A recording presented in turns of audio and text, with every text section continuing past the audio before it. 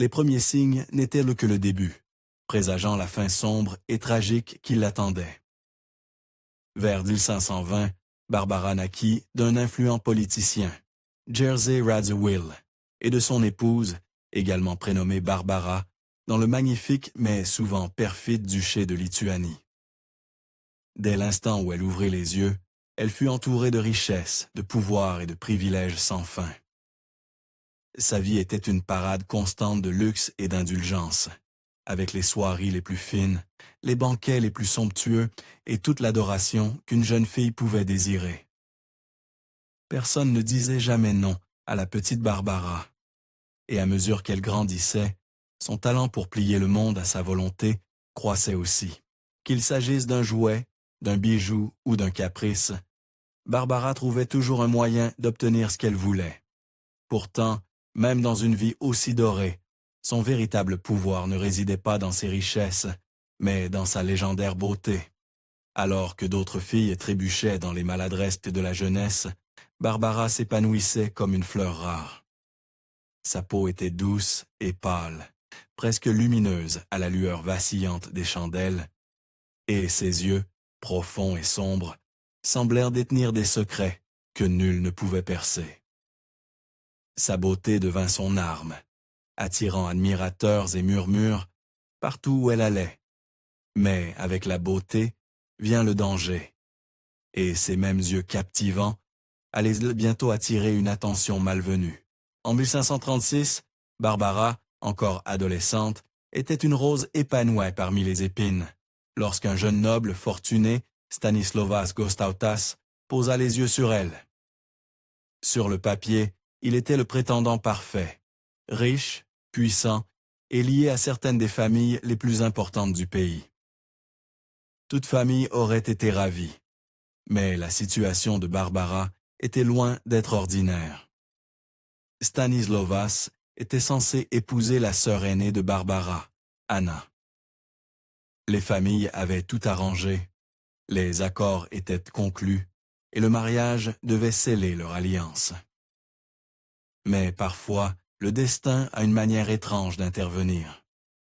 Peut-être Anna ne plaisait-elle pas à Stanisławas. Peut-être les charmes de Barbara étaient-ils simplement trop irrésistibles. Quoi qu'il en soit, Stanisławas prit une décision qui ébranla les deux familles. Il rompit ses fiançailles avec Anna, rejetant la sœur aînée au profit de la plus jeune et plus belle Barbara. C'était scandaleux, une violation de l'honneur rarement pardonnée. Insulter un Radziwiłł, c'était insulter toute la famille, et cela créa une tension palpable lors des réunions familiales. Une froideur que nulle richesse ne pouvait dissiper. Mais autant la beauté de Barbara attirait-elle les admirateurs, autant elle apportait-elle des complications.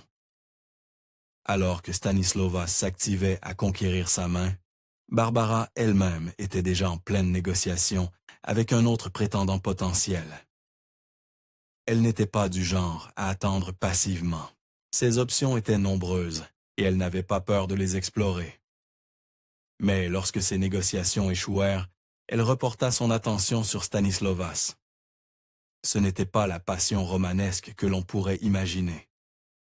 C'était une union née des circonstances plutôt que de la passion. L'excitation de la jeunesse était tempérée par les calculs du pouvoir. Barbara était peut-être jeune, mais elle jouait déjà un jeu dangereux, mettant à l'épreuve sa capacité à naviguer dans les eaux traîtresses de la richesse, de la beauté et du pouvoir. Le 18 mai 1537, Barbara épousa Stanisławas lors d'une cérémonie fastueuse. Elle apporta une dot comprenant 24 chevaux de race et des coffres remplis de robes luxueuses en satin et en damas. C'était le mariage rêvé de nombreuses jeunes filles de l'époque, mais le bonheur de Barbara ne dura pas. Malgré 4 années de mariage, Barbara et Stanisławas restèrent sans enfants. À l'époque, ne pas avoir d'enfants était une affaire grave, et les gens commencèrent à se poser des questions. Les historiens pensent aujourd'hui avoir quelques réponses, mais à l'époque, cela suscitait une inquiétude croissante. En décembre 1542, la vie de Barbara prit un tournant tragique. Après une maladie brève mais dévastatrice, Stanisławas décéda. Pour aggraver les choses, la fortune de Barbara fut saisie par le roi de Pologne, Sigismund l'Ancien, puisqu'elle n'avait pas d'enfant pour en hériter. Mais quand une porte se ferme, une autre s'ouvre. Un an plus tard, en octobre 543, le roi envoya son fils, le prince Sigismund, chez Barbara pour réclamer son domaine. Mais quelque chose d'entièrement inattendu se produisit. Le jeune prince tomba éperdument amoureux de la belle veuve, entamant une liaison légendaire. Mais il y avait un gros problème. Le prince Sigismund était déjà marié. Son épouse, Élisabeth d'Autriche, était une figure éminente en Europe et n'avait pas l'intention de laisser son mari lui échapper pour une maîtresse.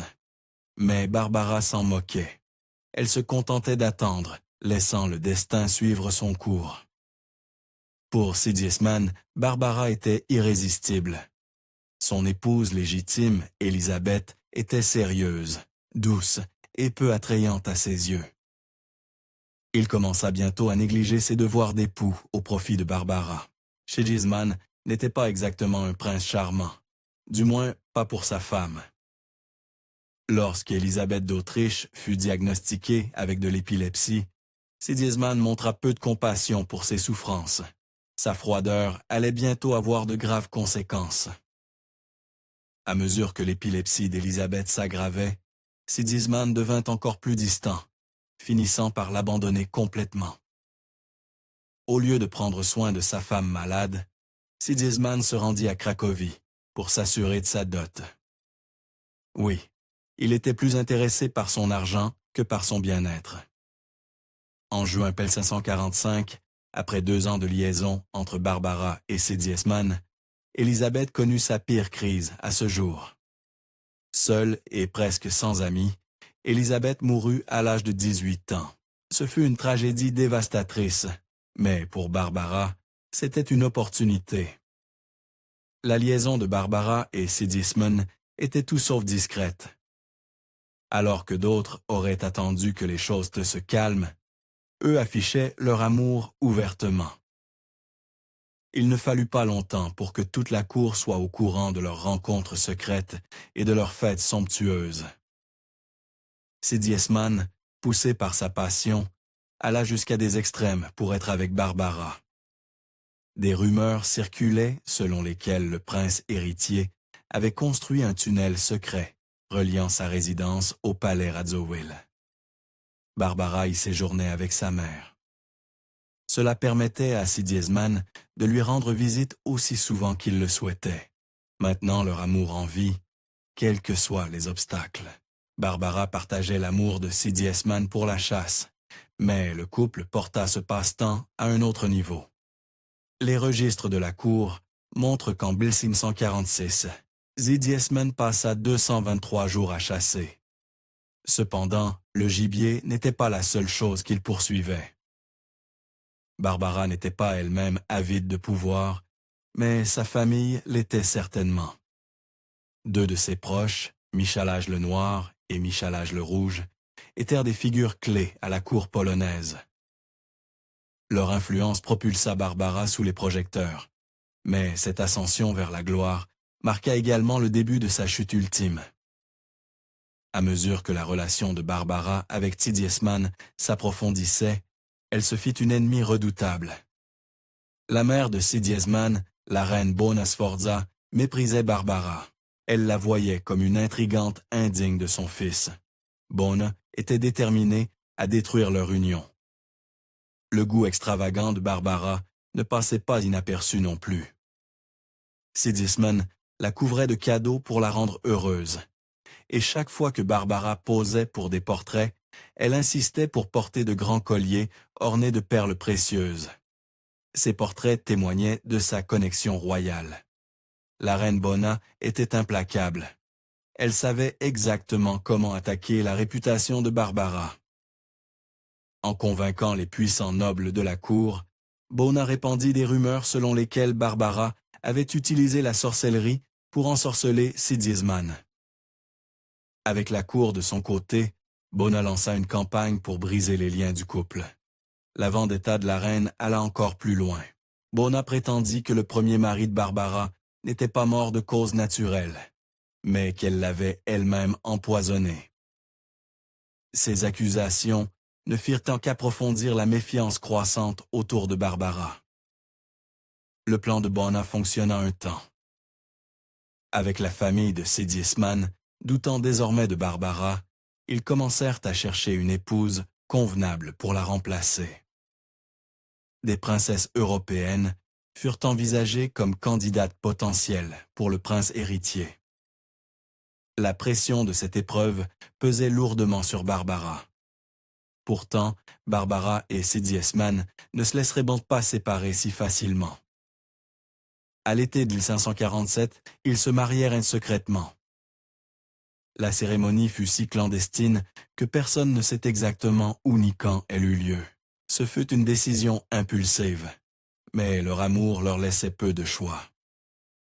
Cependant, certains pensaient que la famille de Barbara avait peut-être forcé Sigismund à se marier. Des rumeurs circulaient selon lesquelles ses proches les auraient bien surpris dans une position compromettante, obligeant le prince à officialiser leur union. Une autre rumeur suggérait que Barbara était peut-être enceinte, forçant Sigismund à légitimer leur enfant. Lorsque la nouvelle du mariage parvint à la famille royale, ce fut le chaos. La reine Bona était furieuse. Le parlement polonais était tout aussi enragé. Sigismund n'avait pas demandé leur permission pour se marier, et les conséquences furent intenses. Les tragédies personnelles de Barbara s'ajoutaient à ces malheurs publics. Peu après leur mariage, Sigismund envoya Barbara se reposer dans une petite ville lituanienne. Cela devait être une période de paix, mais le désastre frappa. Barbara fit une fausse couche pendant son voyage. Ses serviteurs rapportèrent l'avoir vue saigner à travers ses vêtements, mais la véritable cause était peut-être encore plus sinistre. Barbara souffrait depuis longtemps de maux d'estomac. Certains historiens pensent que le saignement ne provenait pas d'une fausse couche, mais plutôt d'un abcès rompu dans son estomac. C'était un signe clair que quelque chose n'allait vraiment pas. La santé de Barbara déclinait, et son histoire était loin d'être terminée. Les malheurs de Barbara ne s'arrêtèrent pas après son mariage. Pendant des mois, elle fut l'ennemi public numéro 1 en Pologne. Les nobles utilisèrent des méthodes véritablement ignobles pour ruiner sa réputation. Des rumeurs cruelles se répandirent, prétendant qu'elle n'était rien d'autre qu'une courtisane promiscuité. Des pamphlets se moquant d'elle furent distribués dans les rues. Malgré tout, Barbara ignorait à peine ce qui l'attendait. Son destin se dénouait, morceau par morceau. Le 1er avril 1548, un événement marquant survint lorsque le père de Sigismund décéda. Cet événement fit de Sigismund le nouveau roi de Pologne et de Barbara la présumée reine consort. Ce qui aurait dû être un moment de joie tourna rapidement au vinaigre. Au lieu de célébration, Barbara fut confrontée à la terreur. Le Parlement polonais ne voulait pas qu'elle accède au trône et menaça de se révolter. Soudain, Sigismund fut confronté à une décision qui pourrait tout changer.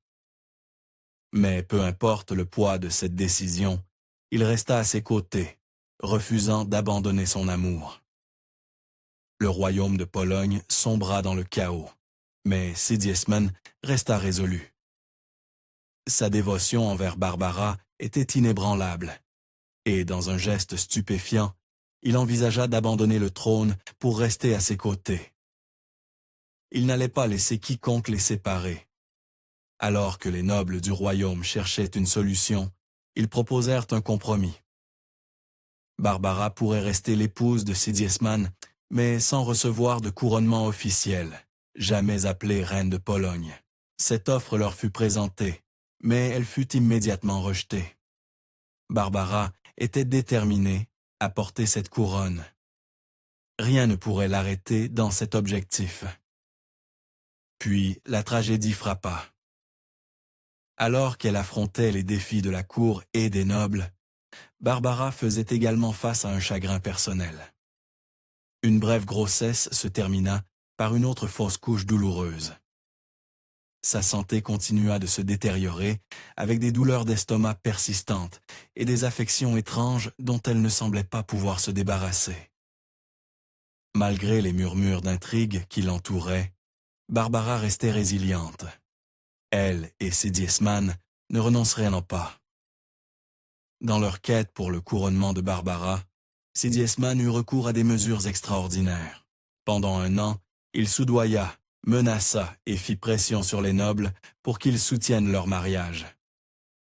Son engagement était sans limite, allant jusqu'à bannir sa propre mère, la reine Bona, pour s'assurer qu'elle n'interfère pas.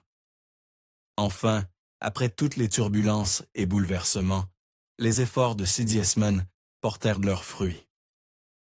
En décembre 1550, Barbara fut couronnée reine de Pologne.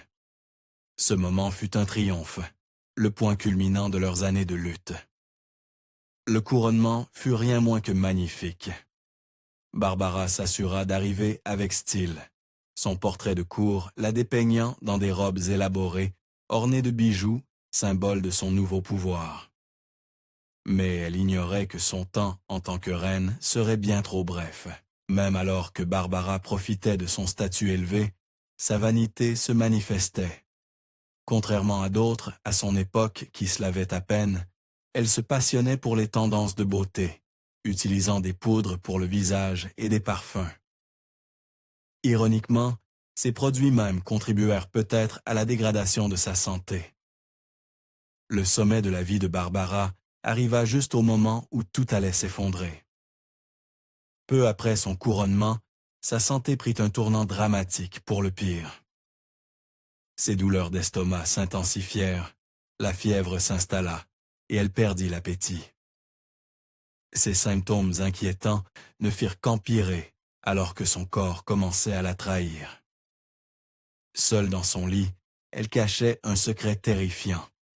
Une grosseur commença à se former sur son estomac, remplie de puces. Cela marqua le début de ses derniers jours. Sigismund ne quitta jamais son chevet, même alors que la maladie de Barbara s'aggravait. Il resta auprès d'elle alors qu'elle s'affaiblissait, prenant soin d'elle-même lorsque son corps commença à défaillir de la manière la plus atroce. Rien ne pouvait ébranler sa dévotion. Il avait tout sacrifié pour elle, même au péril de sa propre vie. Sigismund ne pouvait accepter le destin de Barbara tant qu'elle respirait encore. Désespéré, il voulut l'emmener au sud, dans la ville polonaise de Nipolomik, où le climat était plus doux. Mais Barbara était déjà si proche de la mort qu'elle ne pouvait même pas se lever de son lit. Alors Sigismund, dans son désespoir, dut faire preuve de créativité. Refusant d'admettre la défaite, le déni de Sigismund prit une tournure tragique. D'abord, il commanda un chariot spécial qui pourrait transporter Barbara hors du château tout en restant allongé. Mais lorsqu'il découvrit que l'une des portes du château était trop étroite pour que le chariot sur mesure puisse passer, Sigismund n'hésita pas. Il la fit simplement démolir. Malheureusement, aucun de ses efforts n'eut d'importance. Barbara ne quitta jamais le château vivante. Pourtant, à la toute fin, Barbara remporta sa dernière victoire. En mars 1551, elle reçut une lettre de sa belle-mère, Bona Sforza. Le contenu de la lettre était rien moins que déchirant. Bona reconnaissait officiellement le mariage de Barbara avec son fils et la reconnaissait enfin comme reine de Pologne. Ce fut la dernière victoire triomphale de Barbara. Le 8 mai 1551, à peine 5 mois après son couronnement, Barbara succomba à sa mystérieuse maladie. Elle s'éteignit à l'âge tendre de 30 ans. Sigismund était plus que bouleversé par le chagrin. Il suivit le cercueil de Barbara à pied tout au long du trajet, jusqu'à sa dernière demeure. Mais même après sa mort, Barbara avait encore des secrets à révéler. Même dans la mort, le statut royal de Barbara était évident. Sigismund s'assura que sa femme parte dans la tombe avec des artefacts inestimables. Elle fut inhumée avec une couronne d'argent, un sceptre et un orbe doré. Avec ses symboles de pouvoir, Barbara portait également un collier d'or et une bague ornée de rubis et d'émeraudes, que Sigismund lui avait offert de son vivant. La mort de Barbara suscita des spéculations folles à l'époque, et un cardinal italien prétendit même qu'elle était morte à cause d'une mauvaise utilisation de contraceptifs. Pendant ce temps, des membres de sa propre famille chuchotaient au sujet d'une maladie sexuellement transmissible. Mais la vérité, selon les historiens modernes, est bien plus tragique. Barbara est probablement décédée d'un cancer du col de l'utérus ou des ovaires. Les fausses couches douloureuses et la maladie mystérieuse qui ravagea son corps correspondaient aux symptômes de ces maladies. Mais personne ne pouvait le comprendre à l'époque. L'amour de Sigismund pour Barbara est souvent vu comme une grande histoire d'amour. Mais les lettres qu'ils échangeaient révèlent une dynamique plus troublante. Dès le début, Sigismund exerçait un contrôle sur Barbara, dictant avec qui elle pouvait communiquer. Il lui interdit même d'écrire à son propre frère, obligeant Barbara à le contacter en secret.